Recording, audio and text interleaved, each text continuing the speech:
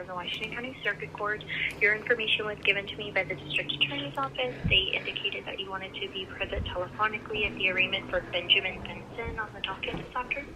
Yes. Okay, so once we're ready to call that case, I'm going to be giving you a call back from another number. It'll come through with an out-of-state number, but it's just the line that we'll use to conference you into the courtroom so you can hear everything that's going on, okay? Okay. Okay, great. Thank you. All right, thanks. Bye-bye.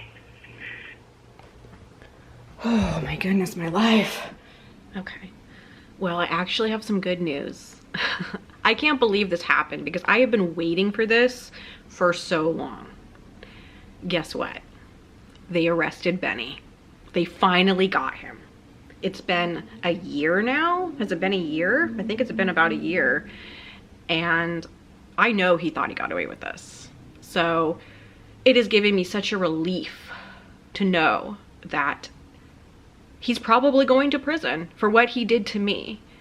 And he deserves it because he did try to kill me. And he was controlling me for so long. Like, you don't even know all the control he had over me. And I had broken away from him for a while, which was a miracle that I got away from that psycho. And I'm still like dealing with the emotional abuse that I had from him, because it was physical abuse, emotional abuse, and sexual abuse. And I never went into all the details of how bad it was, but it was all of those things. And you know, I was hesitant to talk about everything on here because there was still the chance that he could see it and get mad and come over here. And so I've been kind of under a little bit of anxiety every single day. Like, is he gonna show up over here and I have no warning? And is the cameras really gonna scare him because he's really that crazy? He's probably just gonna say, oh, he doesn't care and he's just gonna do what he wants to do, because I feel like when he gets so angry, it's like he's possessed by a demon. I feel like it's just, he doesn't think about anything else. He doesn't think about consequences. He doesn't think of what he's really doing. And I'm not even sure he really remembers what he did later. Like, I think he knows he did something. That's the thing I could never figure out, is if he really just didn't remember it, or he thought if he pretended like he didn't do it, then maybe that would make it so he didn't do it. Like, I don't know, like weird like that. Like, I don't know, I'm not a psychologist. But it always felt like he just didn't get what he did. And now that he's arrested, which is amazing, I don't know how that happened. I don't know the story yet. This is just, I know very little information at this time. The DA called me and said that they got Benny. And I was like in shock. Like, I didn't think I'd ever hear that. Like, part of me felt like it had been so long that he really got away with this. Well, there is a shift in the energy and a shift in the universe, because I am feeling it now, where I feel like a lot of things that have happened to me are finally going to be made right. And I have been kind of just laying low and keeping to myself a lot, and just not really leaving the house. Not because I don't want to, but just everything is just so bad. And I know that people want, you know, they like lies. People like lies, and they like fakeness, even though they say they don't, but they do. But I'm just gonna tell you how it is, because I just don't care, because who would I be if I just lied? So you're gonna have to deal with that. Anyways, so they arrested him in Washington, and then they called Oregon and they said, yeah, we want him. So they extradited him over to Oregon, and they had to do a bail hearing in the same day, which I thought was really weird. And they wanted me to listen in on the courtroom on the phone. I mean, they pretty much said, we got him over here, and in an hour we're doing this. And there's no way I could go to the courthouse that quickly. I'm not mentally prepared. I'm not dressed right, you know. At the time they called me, I hadn't even showered yet, and I'm not going to court unshowered. So they said I could do it on the phone. So I listened, and then I said, you know, I have a concern that they said he can hear everything I'm saying. So I'm like, well, if I really say what I want to say about why you shouldn't release him or what kind of person he is, he's gonna know that, and you release him, he's gonna be so mad, because I know that right now he doesn't know where I stand. Right now he doesn't know, because I had to pretend like, oh no, I'm gonna downplay this for you, because he told me if I didn't downplay it, he wanted me to leave out so much details that needed to be said, because He's like, if I have tons of charges because of you, I'm taking it out on you. He said that stuff to me. So when I had to do the grand jury is where the DA has you come in, you're in like an office, and there's like 6 jurors, and you're like sitting at an office table pretty much. And they determine if these are charges that are gonna stick, you know? And everyone was like, oh yeah. Once you play the voicemails that he left me, like, nobody's questioning anything. And then who breaks in their own door? You know what I mean? So he has 9 charges. 9 charges. I'm smiling because I'm happy about that. Because out of all of the awful things that people have done to me in my life, all of them got away with it.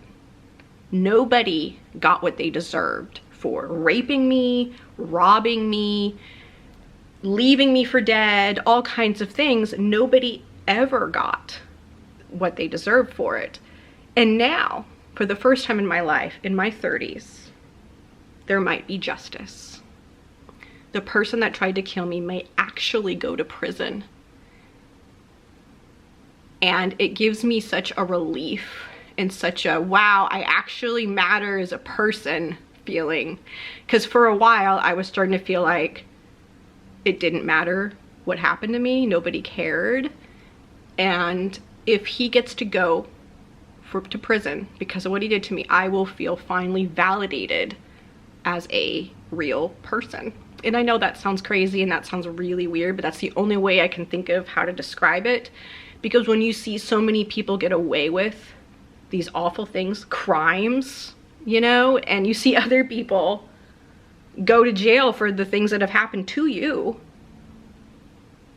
you start going, why aren't they helping me? Why aren't they standing up for me? Why did these people get away with this? And so I started feeling like there was something wrong with me. And now I may get to heal for once in my life. I might actually get to start healing. I have never got to do that. I have never gotten to heal from any of the things that have happened. And you don't know how big of a deal that is. So they better not drop the ball on this. If they let him go, because they said there is a chance, because they have the right to ask for a bail hearing. And I don't think that they will, because I told them I thought he would kill somebody, and I totally believe that if he's out free for a long time, he will end up killing someone. He doesn't know his own anger. His strength is insane. He has training in a fighter, as a jiu-jitsu fighter, and he used those things on me. If I wasn't not a normal person, I'm not really a normal person. I know you don't know what that means, but I'm not going to explain it. I've been through some crazy things, and I've had to do things that no one should ever have to do. If I hadn't been through that, I would have been killed, because it was all of that life training, we'll call it, life training, that saved my life that day. I knew to not scream. I knew to not run. I knew to play a little psychological game with him about no big deal. Oh, well, the door's kicked in. I don't know what to do now. Can't lock the door. To mess with him. Do you think somebody else would have done that? Do you think the average person would have known to do that? No, they would have been screaming and running, and that would have made him more angry. He would have actually killed me then. So I am not happy about knowing how to deal with psychos, but I do. So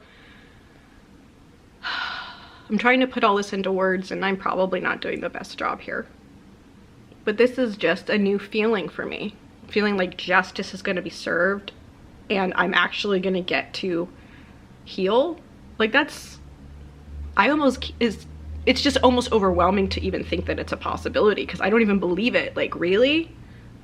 Now in life? So, I mean, I told them to give him the max sentencing. I do not want him to ever be free. And do I think he'll kill himself in prison? Yeah, I do. But that's his choice. It's his life. If he wants to do that, I'm not going to be sad. And that's not an awful thing to say, because this is somebody who I truly, truly, truly believe will end up killing somebody. I see him as The same guy that killed the Gabby Petito girl. There was this case here there was a case in Florida not that long ago about a girl and her boyfriend. Look up the Gabby Petito case. I feel like Benny is somebody like that guy. When I watch all these murder stories on Netflix, you know, Netflix is practically the serial killer network, you know. When I watch the serial killer network, I always see Benny as that kind of person. And I get it. Why these people didn't know how to deal with it. They didn't know what to do because you're in disbelief. And that's how people have always gotten away with things with me, with the sexual abuse, with everything, is because it's that hesitation of, is this really happening? This person wouldn't do this to me. I thought this was my friend. And it's that hesitation is where they get you. So I have to, you know, trust my instincts and trust what I have learned over the years and from my experiences. These are all from my experiences. This is not, I'm guessing, this is from my experiences. So there's, you know, the DA told me that he can request as many bail hearings as he wants. It's just his right.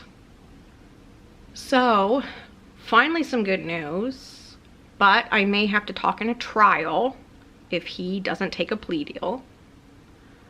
I told him, you know, I'm going to tell the DA, and I haven't told them yet, that I think 15 years minimum without parole is what he deserves. That's what he deserves.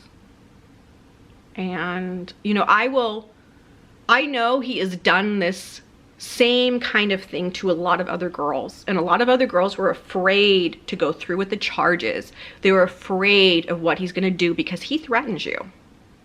He says, if I get in trouble because of you, I am going to take it out on you. He says that to you. And then you're like, why are you still talking to him? Well, you can't get away from him because he's not arrested. See, that was the whole thing. If he was arrested, then I didn't have to live in fear. And now he's arrested. Because you kind of have to know what he's doing. Because you kind of have to see where his mind is. Because I don't need to be surprised and then get my head cracked open, you know. And that was a real fear. That was a real reality, okay?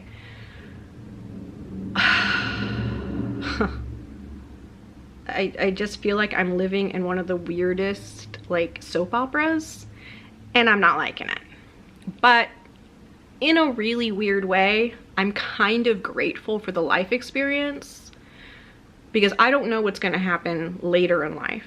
And this might be really preparing me for something big. This really might be preparing me for something.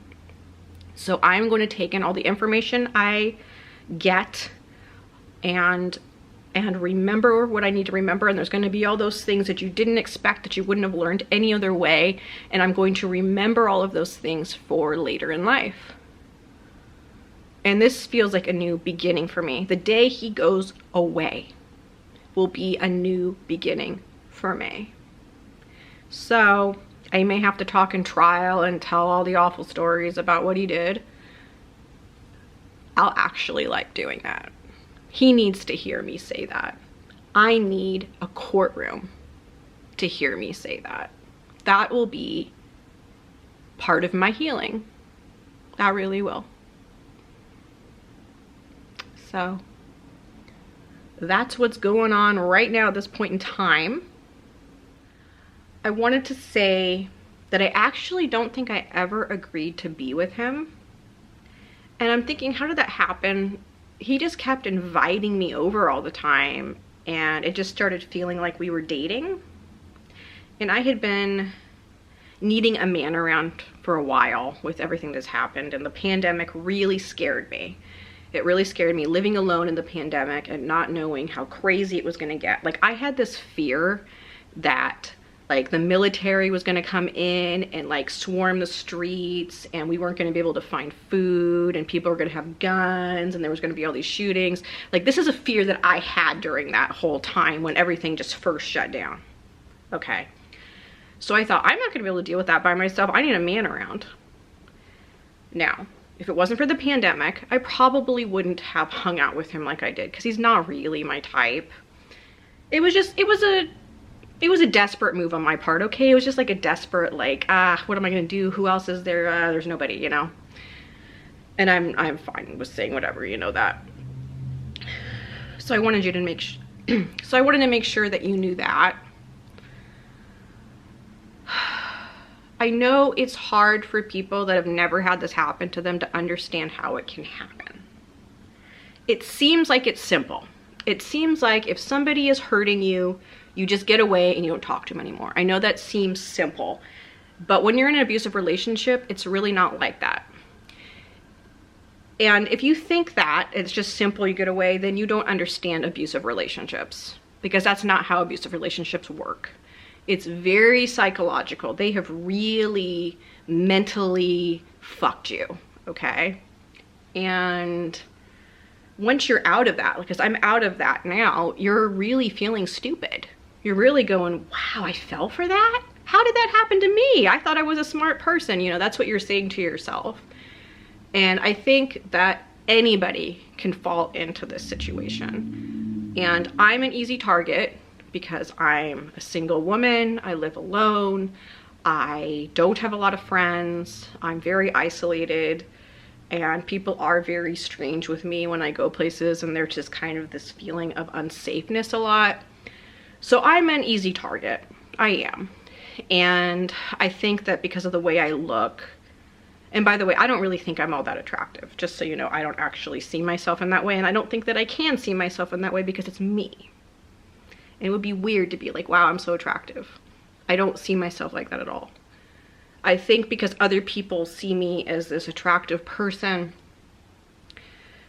it intimidates good people and it attracts bad people.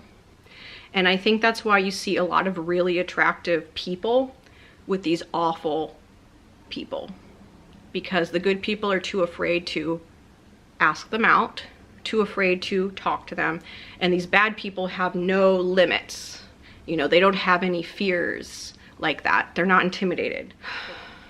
This is gonna seem kind of out there, kind of silly, but this is the only way that I can put it into words. I feel like in a way I was chosen to be the person to stand up for every other girl and every other person that got abused by him. Like, I'm the person strong enough to do this, and they weren't. It's kind of a backhanded compliment that the universe is giving me, but I feel it. Because I am strong enough to do this. I am strong enough, even with my social anxiety disorder, to stand up in a courtroom on a stand with a judge and a jury and an audience and say what he really did. I am strong enough to do that. And when I think about doing it, when I imagine myself doing it, I don't feel any anxiety. The only anxiety that would be there from that would be him getting out and him retaliating on me. Him retaliating on me is the only fear and the only anxiety that I have about telling that. I'm one of those people who's like, I want to tell you what happened to me and I want you to hear every detail. I'm not going to sugarcoat it. Here it is. And a lot of people have a hard time with that. It makes them uncomfortable.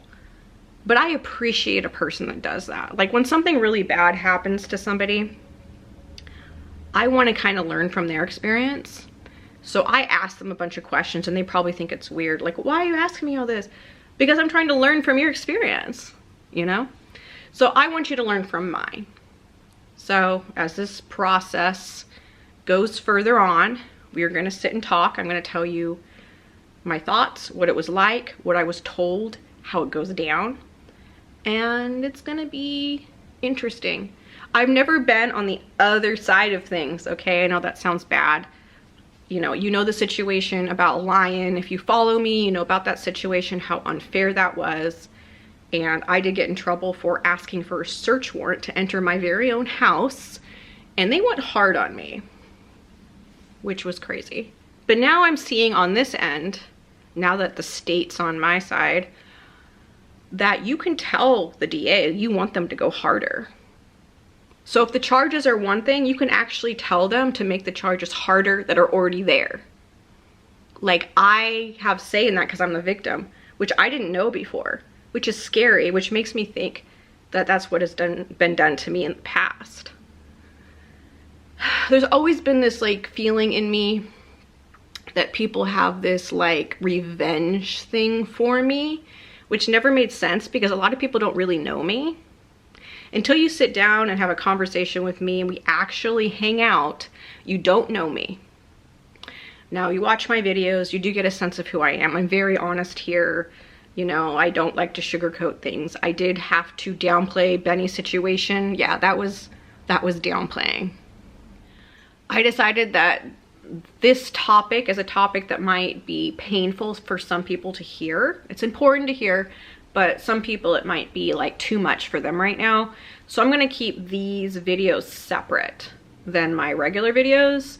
So if you want my updates on Benny and all of that, we're just gonna kind of do a video by itself, like a sit down talking video like I'm doing right now. Very raw, very just like I'm gonna tell you what's on my mind type thing. So I hope you appreciate that and you listen to that. I'm not gonna edit it a whole lot, so it's gonna kind of feel like all over the place a little bit, but that's just how I think. I don't know what I'm gonna call these videos, just the update or something. I don't know, we'll have to figure out. But you'll know how it's different. I'm not gonna call it a vlog, you know, it's not gonna be called a vlog. I'm gonna lose all faith in the police. Not to say that I haven't already, but I'm giving them a chance. They have a chance to redeem themselves with me. They have a chance to redeem themselves, so they better do it. Now, if you ever get in an abusive relationship or you ever get into a crazy situation with a psycho like I did, let's hope it never happens. But if it does, remember what I told you, okay? Keep it calm. No yelling, no screaming, no running, because it makes them go harder. It amps it up. They feed off of it. It like fuels their anger. Like it gives them a thrill, like an excitement, like you're a prey, okay? Like they're an animal catching their prey. So you just have to outsmart them. You have to trick them a little bit. You have to play a little psychological game like I did with him. You have to just act really calm, like nothing happened to you. Oh, like in my situation, the door got kicked in, okay? So I used that.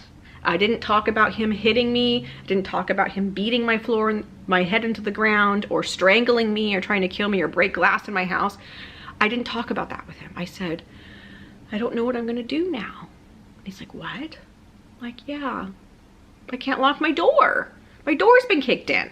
And I can't have a door like this. Anybody can walk in here. People are gonna think it's just a crack house. I can't go anywhere in my door. I can't lock my door. I can't live without being able to lock my door. And I went on and on and on like this. So he's going, what? What? Oh, she can't lock her door. Oh, and I'm switching the focus from anger to problem solving, okay? I was just gambling that this might work. I didn't know for sure, just gambling that maybe if I switched it to problem solving, that it would make him switch gears. And it did, you know? So that's how I got out of the house, because I knew I had to get into public. So then he's like putting me in the car, and he said we're going to Home Depot, a place to go get stuff to fix a door. And that's when I ended up jumping out at a stoplight and running and calling the police. But he would have held me in the house forever if I hadn't done that. If I started screaming and running up these stairs here, he would have grabbed me by my feet and pulled me down and had me on there and probably slammed my head into the staircase, and who knows. Or if I started running down the stairs at the front door, he probably would have shoved me down, and then I would have been on that stone tile right there in front of the door, and he would have had a harder surface to pound my head into, okay? So you kind of have to think about these things. I was only able to do that because I've been through crazy situations before, so I have life training. Not that I'm proud of it, but I do. Anyways, we have gone on and on and on. So, all right, wild animals, are you ready for what's next? Because I'm not sure I am. Hit the like button and subscribe, and remember to always have patience with people, because we are all going through something. All right. I will see you next time.